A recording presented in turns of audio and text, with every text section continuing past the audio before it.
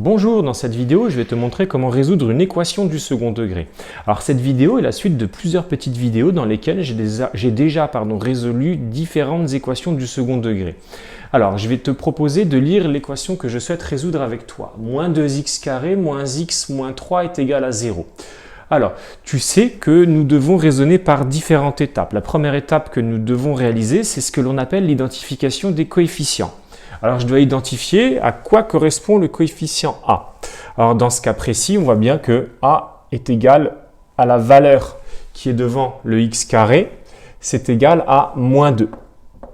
Ne pas oublier le moins, c'est bien égal à moins 2. J'identifie ensuite la valeur de B, la valeur qui est devant le x. Alors, j'ai bien un moins devant le x, mais je ne dois pas oublier que c'est comme si nous multiplions le x par moins 1. Donc B est égal à moins 1. J'oublie pas le moins. Quelle est la valeur de C, le coefficient qu'il reste dans mon équation du second degré? Eh bien C, c'est égal à moins 3. Ce qui ne me reste ici pas d'ambiguïté. Donc B est bien égal à moins 1, A est égal à moins 2, C est égal à moins 3. J'ai beaucoup de moins dans cette équation, c'est voulu, pour te montrer qu'il y a beaucoup d'élèves qui font des erreurs de signes. On va voir comment est-ce qu'on peut éviter ce type d'erreur. Alors, la deuxième étape, c'est le calcul du delta, le discriminant, le petit signe en triangle solide delta, qui est égal à b carré moins 4ac. Alors, je prends ma valeur de b, qui est bien égale à moins 1, le tout au carré. J'élèverai bien le tout, on verra pourquoi après. Moins 4 fois, je laisse toujours le 4, c'est issu de ma formule.